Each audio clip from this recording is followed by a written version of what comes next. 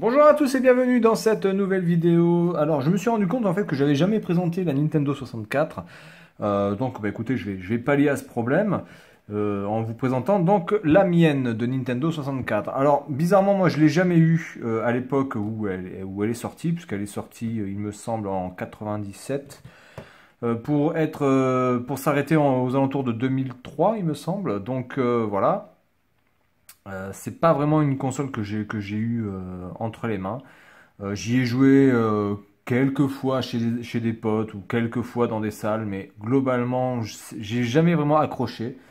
Déjà, je la trouve super moche. Moi, je suis désolé, mais je trouve cette console déjà dégueu, quoi. Enfin, je sais pas. Elle a un truc qui me plaît pas. Je trouve que déjà, elle est beaucoup plus large ici que derrière, donc du coup, il y a une sorte de chose qui est pas vraiment très harmonieuse au niveau du design. Donc, c'est pas très bien équilibré. Je trouve que les deux boutons qui sont là sont, même s'ils sont de très bonne qualité et bien enfin, de bonne fabrication, il n'y a pas de problème par rapport à ça, mais je trouve que les boutons sont vraiment pas terribles non plus. La partie ici devant, ouais, enfin, je trouve avec quatre gros trucs bien visibles, assez grossiers. Je trouve pas ça GG, franchement. La partie arrière qui se déboîte, alors ça c'était plutôt une bonne invention de la part de Nintendo de faire un bloc séparé de la console, donc ce qui fait que vous n'êtes pas obligé de tout jeter quand vous avez l'électricité, enfin l'adaptateur qui foire. Donc là vous n'avez plus qu'à changer ça et pas à changer la console. Donc ça c'était plutôt une bonne idée. Voilà. Après, bon, au niveau des ports, bah, il n'y a pas grand-chose en plus, hein. Ici, vous avez le port évidemment de sortie vidéo qui est le même, il me semble, que sur la Super Nintendo, si je ne m'abuse. Vous avez ici l'expansion mémoire. Donc ça, c'était plutôt pas mal aussi, où on pouvait changer cette partie pour mettre une mémoire un peu plus importante, si des jeux en avaient besoin. Par exemple. Donc ça, c'était plutôt pas mal aussi. On n'avait pas besoin de changer de machine. On pouvait juste changer cette partie et avoir un peu plus de mémoire. Et puis, donc, vous avez un port dessous qui permettait de mettre certaines choses. Alors, bon, je ne sais pas s'il y a vraiment beaucoup de choses qui sont sorties pour pouvoir brancher quelque chose sur ce port. Je sais qu'il y a notamment les copieurs CD qui permettaient de pirater les jeux que l'on pouvait brancher dessus. Mais bon, hormis ça, il n'y a pas grand-chose qu'on pouvait mettre dessus. Ici, évidemment, la lumière pour dire que c'est en marche, etc. Alors, le truc que moi, j'aimais pas du tout dans cette console, premièrement, c'était la manette. Alors, c'est pas une manette officielle, hein, mais enfin bon, elle fait très très bien le job. Honnêtement, c'est une très très bonne manette non officielle, hein, qui marche plutôt bien. Mais bon, vraiment, je sais pas. Moi, j'accroche pas du tout à tenir la manette comme ça, en ayant une partie ici, là, en plus quelque chose qui est juste derrière. Enfin, je sais pas. Cette manette, grosso merdo, pour moi, je trouve que elle est vraiment mal foutue. Alors, ils se sont énormément rattrapés après avec la GameCube, qui a une manette qui pour moi est l'une des meilleures manettes qui existent, qui ait existé même. Vraiment, la manette de la GameCube, elle est vraiment nickel. Mais alors, là, celle-là, entre la Super Nintendo et la GameCube, ils ont sorti ça. Et moi, je trouve... Alors, autant au niveau des boutons, ça peut aller, c'est pas mauvais. Mais alors, le stick analogique est... Mais alors, pas du tout confortable, agréable à avoir sous les doigts. C'est vraiment de la merde. Franchement, je déteste ce truc.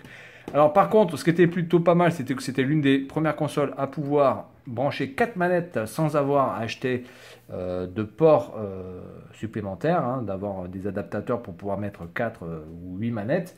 Donc ça, c'est plutôt pas mal. Alors je vais vous montrer ce que c'est une Nintendo 64. Ah ben, une Nintendo 64, en fait, c'est ça. Voilà. Une Nintendo 64, c'est ni plus ni moins que ça dans la machine. Le reste, bon, c'est plus ou moins du vent ou des pièces de métal pour dissiper la chaleur. Donc le jumper pack qui est là. Voilà, donc ça c'est le jumper pack de base, hein, qui était fourni directement avec la console. Voilà, donc bon, je vais pas le défaire. Je pourrais le défaire, mais enfin grosso merdo, il n'y a pas grand chose à voir là-dedans. Voilà. Donc vous pouvez voir ici les dissipateurs ou les dissipeurs, je sais pas, thermiques des composants. Donc voilà, écoutez, c'est du Made in Japan, tout est bien nickel, tout est bien ordonné, c'est plutôt bien fait, plutôt bien foutu. Voilà. Elle fonctionne hein, d'ailleurs, hein, cette carte, elle fonctionne très très bien d'ailleurs, pas de problème. Je l'ai enlevé en fait, d'un corps de console qui était vraiment dégueulasse, tout était rayé, ça s'était pété, donc du coup j'ai enlevé la carte, j'ai jeté la partie plastique. Et donc voilà. Alors ensuite, la Nintendo 64, eh ben, c'était quoi? Ben, c'était des jeux uniquement sur cartouche. Donc là, vous avez Super Smash Bros. Par exemple, donc que j'ai aussi ouvert pour vous grands yeux ébahis. Voilà à quoi ressemble une cartouche, en tout cas la cartouche de Super Smash Bros. Avec la pile de sauvegarde, etc. Voilà, donc du très très bon aussi, du très très lourd. Hein. Vous pouvez voir quand même la partie des composants qui, c'est pas des composants de merde. Voilà. Alors c'est vrai que par contre le prix des jeux était quand même assez abusé parce que je me rappelle que les jeux sur la Nintendo 64 coûtaient un prix assez exorbitant. Et bizarrement, quand on voyait ce que pouvait fournir par exemple une PlayStation, etc., on se demandait vraiment pourquoi c'était aussi cher le prix des cartouches parce que on peut pas dire quand même que la Nintendo 64 apportait graphiquement quelque chose de supérieur à la PlayStation 1. Et les jeux coûtaient quasiment 50% plus cher. Hein. Je veux dire, des jeux de Nintendo 64, vous n'en aviez pas à moins de 400 balles. C'était très très difficile. Donc voilà, bon, les quelques jeux que j'ai en loose, donc j'ai Super Mario 64 qui est l'un des jeux, qui est le jeu d'ailleurs, le plus vendu de la Nintendo 64. Et pour cause, parce qu'il est juste énorme, Super Mario 64.